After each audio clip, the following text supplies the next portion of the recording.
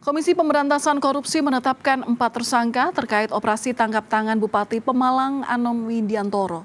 Salah satu tersangka adalah pegawai KPK yang diduga membocorkan informasi soal pengusutan perkara di KPK.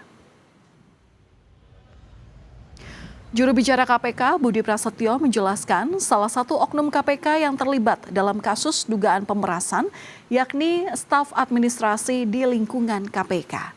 Oknum tersebut merupakan perbantuan yang berasal dari Polri.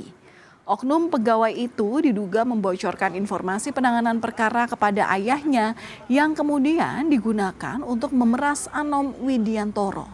Anom sendiri ditetapkan sebagai tersangka dalam kasus pemerasan di lingkungan pemerintahan Kabupaten Pemalang.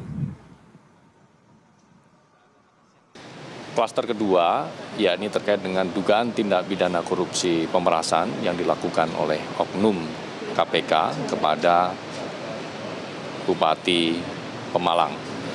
Atas dua klaster penyidikan tersebut, berdasarkan kecukupan alat bukti yang sah, penyidik kemudian telah menetapkan 4 orang sebagai tersangka.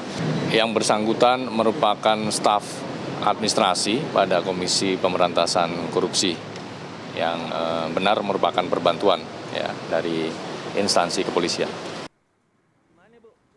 Selain menangkap Bupati Pemalang Anom Widiantoro, KPK juga turut membawa istri Bupati Pemalang Nur Faiza Mainovi ke gedung KPK Merah Putih bersamaan dengan pihak lain yang terjaring OTT KPK pada hari Rabu kemarin. Usai pemeriksaan dan ekspos perkara, istri Bupati Pemalang keluar dari gedung Merah Putih KPK.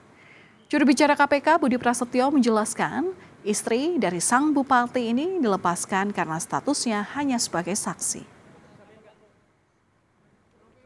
Tentunya pihak-pihak yang diamankan kemudian dibawa ke gedung Merah Putih dan dilakukan pemeriksaan untuk dimintai keterangannya pada tahap penyelidikan. Bahwa kemudian pasca dilakukan ekspos, perkara ini ditetapkan naik ke tahap penyidikan.